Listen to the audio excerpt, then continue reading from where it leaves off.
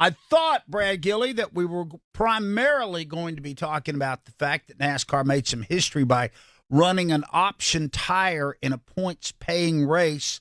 Turned out that one got pushed to the second story, below the fold, as they say in the newspaper trade. But what were your takes on NASCAR running an option tire at Richmond? I actually liked it. I like the idea of it for a lot of ways, and I know there are different ways that people say, well, maybe the option tire should be the only tire, and we don't want that. I like that crew chiefs had an extra tool in their toolbox, and Matt Swiderski, what he did with Daniel Suarez and Travis Peterson as well with Michael McDowell, what they did by going to it early and watching Suarez actually drive from the middle of the pack all the way to the front to win a stage based on when they used their option tires was great. I don't think we saw the full scope of it ultimately, just simply because we didn't have any cautions in this race other than the stage break, so it ended up putting most other teams on the same option tire strategy. If this race had been a caution-filled race, I think we would have seen it a little bit differently, but we got a little bit of a glimpse based on what they did with Suarez, and hey, it turned out he got a 10th place finish out of it and a stage win. Yeah, I'm so glad that Suarez and McDowell's teams decided to do that early, because it looked like, as things were shaping up in the race, that we were potentially only going to see like the last two stops be the two stops that everybody takes, the red tire, which wouldn't have probably given us very much to talk about today. Obviously, Suarez was able to make it work out in his favor, was able to get a really good finish. I'd like to see more of it. And I'd like to see it in a race, as Brad mentioned, where maybe we have some more natural caution, some more natural places where those crew chiefs can use that tool and kind of play around with it and get on different sequences. I think when everybody's on the option tire, it doesn't really give us a whole lot like we had pretty much towards the end of the race. But in theory and in concept, I liked it, and I'd like to see more of it and see how it'll play out in the future.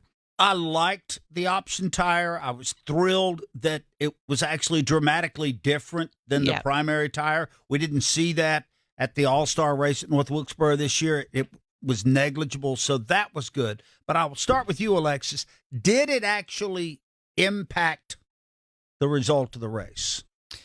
I don't know if it did. I can't say that it did, especially when you look at like how the race ended itself. Now, I will say Austin Dillon in his post-race availability said that his car pretty much all day was much better on the yellow tire, which was the prime tire. And that last caution, they took the reds, like anybody that had reds in their pit stall did. And he said he was a little bit, I think, tighter with that tire. And that might have caused Joey Logano to be able to get away from him on the restart, because, before that, it looked like Austin Dillon had the best car in the field. So, perhaps it did affect the outcome of the race, because had he not been on the option tire, maybe he would have been able to beat Joey Logano, and that restart, we wouldn't have had all that late race drama. But, I think we need more yellows, more natural places in the race for the crew chiefs to be able to play with the strategy for it to affect it a little bit more than it did yesterday. Brad Gilly, do you see this being a regular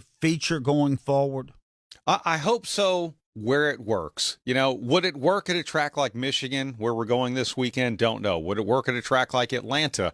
I'm in favor of not messing with anything in Atlanta, because it's pretty awesome. But I do think there are places where this could work. And remember, the reason why we have the option tire is not for every track. It's for short tracks. And the tracks that run this particular simple diffuser aerodynamic package, that they needed something to help the racing product in that. And again, I think the potential is there. I definitely want to see it again, and I would love to see it again before the season is out, including at Martinsville and the season finale at Phoenix. You couldn't help but notice, and I don't like to harp on this as a topic, but Brad, you could not help but notice that Richmond International Raceway was sparsely populated for that race Sunday night. There was a lot of shiny aluminum. Does the kind of racing that we had there for the Cookout 400 help them sell tickets for next year's race? The racing, no. The finish, yes. And of course, we'll see if Richmond still occupies 2 slots on the schedule next year as well. But we talked about this a few years ago. I said, look, Richmond Raceway should no longer have the moniker as the action track because we saw a lot of green flag racing there. And to me, what I love about old Richmond is when you would really start to see, or older cars on Richmond, let's say, just a lot of great short track racing with the finesse of an intermediate. But the 3/4 mile track, we haven't seen that from there in a while. And that predates this car. It predates the previous generation of car as well. Alexis, what are you thinking? Does this help them? I don't think it hurts them.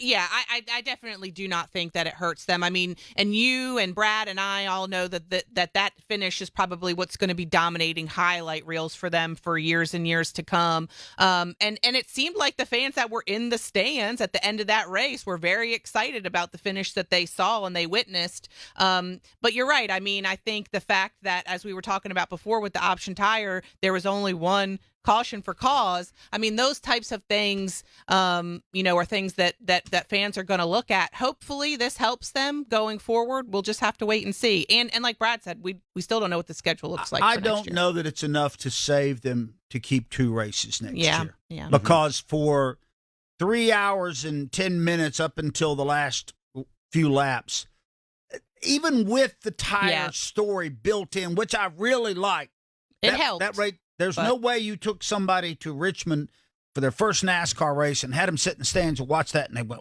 wow, that's eye-opening. I love this. Yeah. So we'll see how that plays out, which is unfortunate for a track that has a super great legacy.